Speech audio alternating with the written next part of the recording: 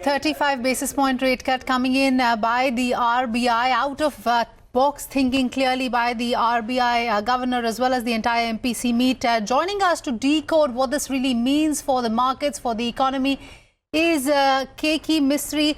Sir, thanks for taking your time out and speaking to us at ET now. Let me first ask you, we have seen in advanced economies how the central banks there go ahead with a 10 to 15 basis point rate cut. And back in April, it was RBI Governor Shaktikanta Das who had talked about an out-of-the-box thinking. And that's exactly what he has delivered on, a 35 basis point rate cut. Not a 25, not 50, a 35 basis point rate cut. How are you reading into this?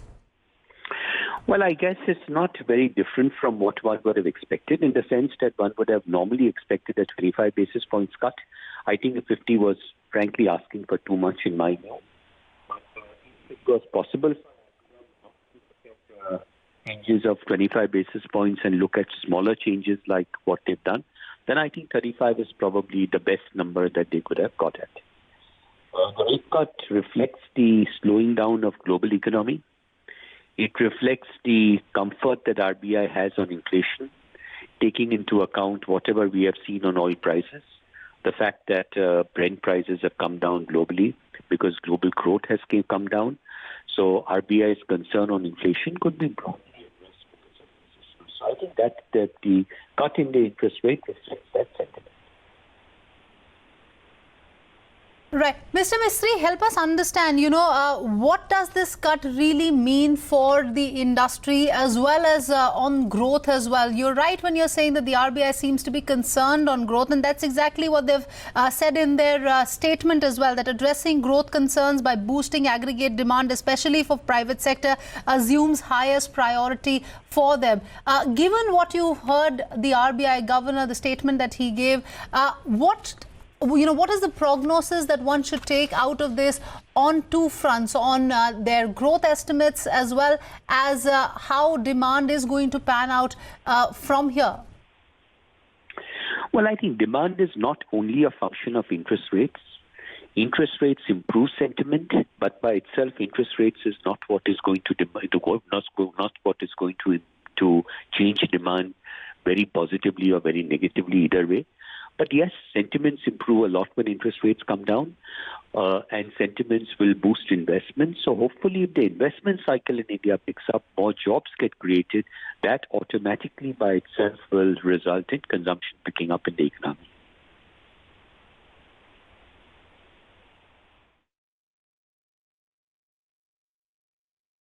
Right. Mr. Mistry, wanted to talk about, transmission. 35 bips rate cut, that's right. But, even the governor in his commentary has said that transmission of policy rates to the weighted average on fresh rupee loans of banks has only marginally improved since the last MPC policy. Would you say that the transmission will come in with a lag?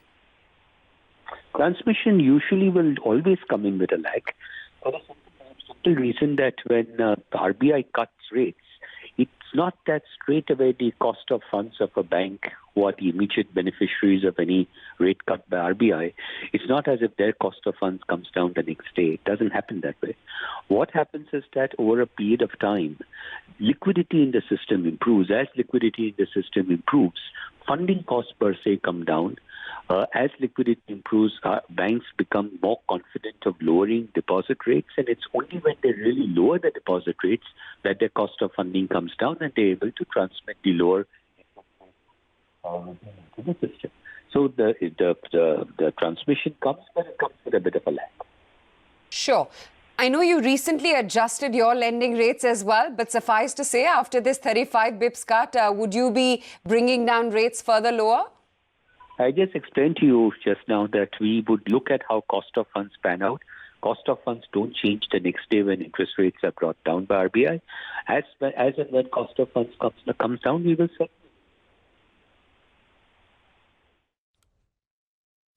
Mr. Mistry, help us understand. Over the last couple of days, we have seen big industry veterans talking about how growth has been a big concern for them, especially L&T's A.M. Nayak, when he expressed that 50% of the industry has not been able to invest. And now the RBI governor saying that he's watchful of what the government is doing, the government holding several meetings. Do you believe that a 35 basis point rate cut plus all the action that the government intends on taking, that is going to help in reviving the sentiment, especially for private sector?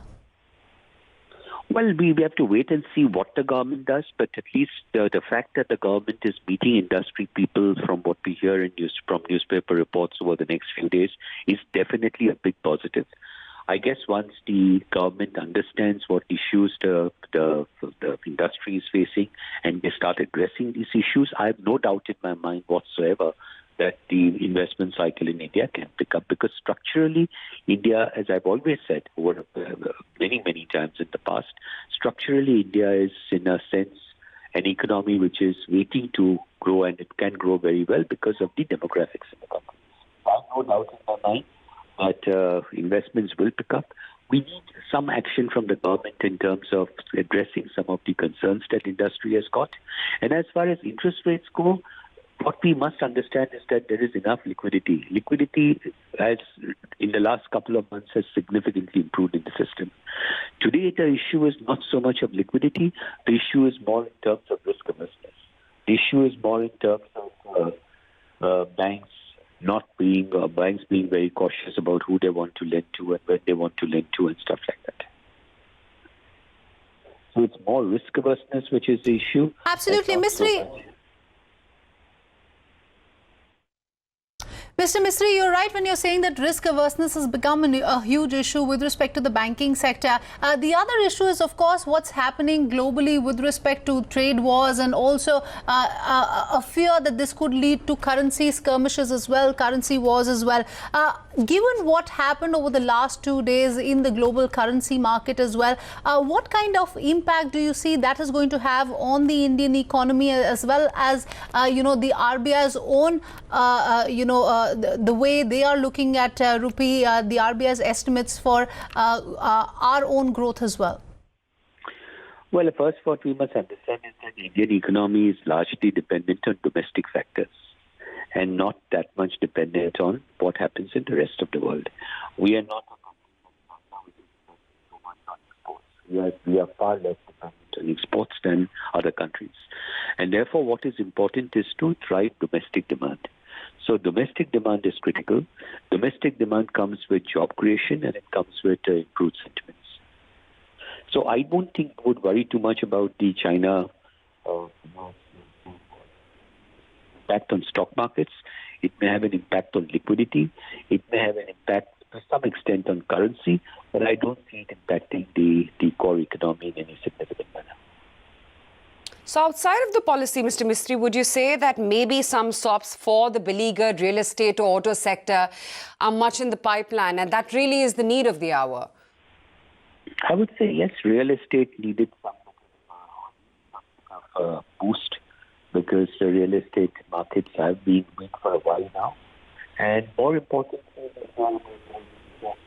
projects where construction has been done halfway or three-quarters way, and there is very little left over from the perspective of the builder, where the builder has to still spend a little bit more to complete the project. At the end of the day, there is not much that RBI can do on that. I think what RBI has to do is to give more comfort to banks, to reach out to segments of the economy like NBFCs, housing finance companies, real estate developers, which I think RBI has tried to address by, one, infusing liquidity, two, by increasing the single-party exposure limit from 15% to 20%, so the overall money that NBFCs get from the market would to that extent be impacted.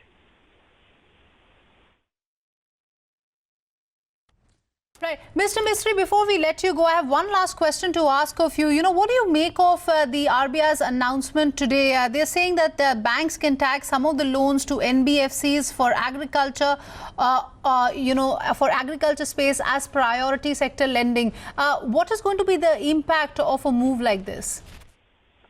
Well, I guess what it means is that banks have an obligation to attain a certain amount or do a certain amount of priority sector lending. Now, that priority sector lending requirement can be met by the bank either by lending money directly or by lending money to NBFCs, who in turn can lend money to those segments of the economy or those segments of the market. So what this does is it increases the ability of NBFCs to get money from banks, which in turn can be classified as priority sector lending as far as the bank is concerned, provided that money has been on-lent by the NBFC for those six sectors. So it has to be seen as a positive for NBFCs, housing finance companies. Right, on that note, Mr. Mistry, thanks for taking your time out and speaking with us at ET Now.